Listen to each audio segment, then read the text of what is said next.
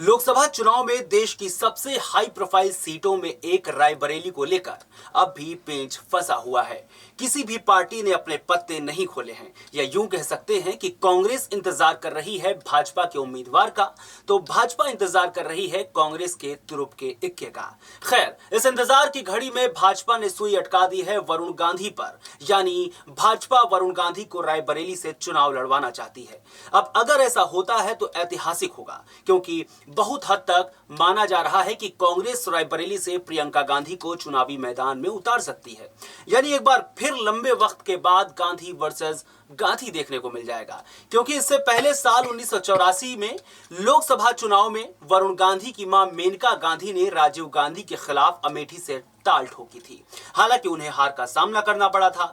इसके बाद से कभी भी मेनका गांधी और सोनिया गांधी का परिवार एक दूसरे के सामने मैदान में नहीं उतरा।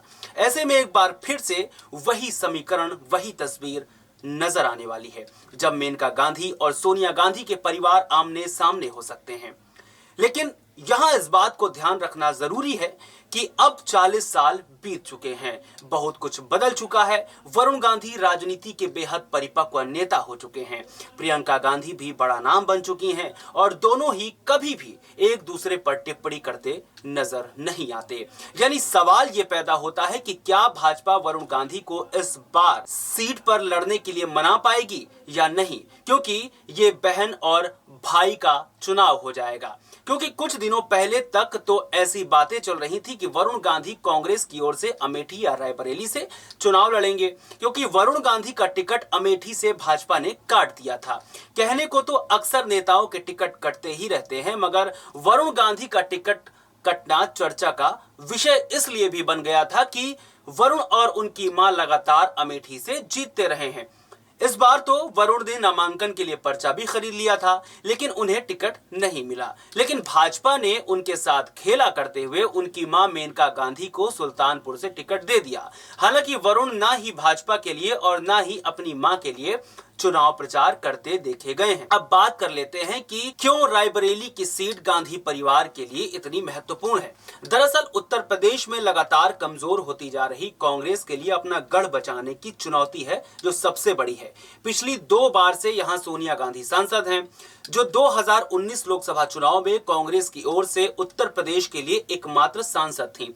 हालांकि इस बार उन्होंने ये सीट छोड़ दी है और राजस्थान से राज्यसभा के लिए चली गई हैं। गांधी परिवार और रायबरेली के रिश्ते की शुरुआत आजादी के बाद पहले लोकसभा चुनाव से ही है। 1951-52 में हुए पहले लोकसभा चुनाव में रायबरेली और प्रतापगढ़ जिलों को मिलाकर एक लोकसभा सीट थी। उस चुनाव में यहां से इंदिरा गांधी के पति फिरोज गांधी कांग्रेस के टिकट पर लड़े और जीते।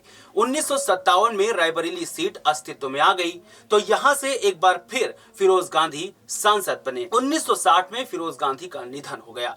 इसके बाद उपचुनाव और 1962 के चुनाव में यहां से गांधी परिवार का कोई सदस्य चुनाव नहीं लड़ा। 1962 में कांग्रेस की तरफ से उतरे बैजनाथ कुरील ने जनसंघ प्रत्याशी तारावती को हरा दिया।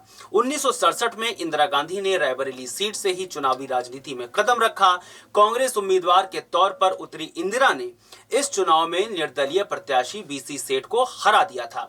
1971 का लोकसभा चुनाव आया तो कांग्रेस की तरफ से एक बार फिर इंदिरा गांधी मैदान में थी। उन्होंने संयुक्त सोशलिस्ट पार्टी से राजनारायण को हरा दिया। 1971 के बाद अगले लोकसभा चुनाव 1977 में, जब देश में आपातकाल का दौर खत्म हो चुका था, 1977 की जनता लहर में रायबरेली सीट से उतरी इंदिरा गांधी को हार का सामना करना पड़ा। 1980 में एक बार फिर इंदिरा गांधी कांग्रेस उम्मीदवार के तौर पर रायबरेली सीट से मैदान में थीं। इस बार उनके सामने थी जनता पार्टी से राजमाता विजय राजे सिंधिया। एक बार फिर इस सीट से इंदिरा जीतने में सफल रही। रायबरेली सीट से इंदिरा गांधी के इस्तीफे के बाद इस सीट पर उपचुनाव हुए। इसमें नेहरू गांधी परिवार से संबंध रखने वाले अरुण नेहरू यहां से कांग्रेस के टिकट पर जीत गए। 1989 और 1991 में यहां से कांग्रेस की शीला कौल जीती। 1996 में कांग्रेस ने रायबरेली सीट से शीला कौल के बेटे विक्रम कौल को अपना उम्मीदवार बना दिया। लेकिन यह पहला चुनाव था जब कांग्रेस रायबरेली सीट पर जीतना तो दूर, लड़ाई से भी बाहर चली गई थी। इस चुनाव में कांग्रेस उम्मीदवार विक्रम कौल की जमानत तक जब्त हो गई थी। 1999 तक कांग्रेस की हालत बहुत ठीक नहीं रही। हालांकि 1999 में लोकसभा चुनाव में कांग्रेस ने रायबरेली सीट पर वापसी की। इस बार पार्टी के प्रत्याशी कैप्टन सतीश शर्मा को सपा के गजाधर सिंह के खिलाफ जीत मिली। 2004 में जब राहुल गांधी ने चुनावी राजनीति में कदम रखा तो सोनिया गांधी ने अमेठी सीट उनके लिए छोड़ दी और खुद रायबरेली से चुनाव लड़ने लगी। 2004 के लोकसभा चुनाव में सोनिया गांधी ने सपा के अशोक कुमार सिंह को करारी शिकस्त दी। 2009 के लोकसभा चुनाव में सोनिया गांधी रायबरेली सीट को बरकरार रखने में कामयाब रहीं। इस चुनाव में सोनिया ने बसपा के टिकट पर उतरे आर.एस. कुशवाहा को हरा दिया। 2014 में भी इस सीट से सोनिया गांधी को प्रचंड जीत मिली। इस बार उन्होंने भाजपा के अजय अग्रवाल को भारी बहुमत से हराया। वहीं पिछले चुनाव यानी 2019 में कांग्रेस ने जीत दर्ज की, लेकिन इस बार जीत का अंतर बेहद कम हो गया।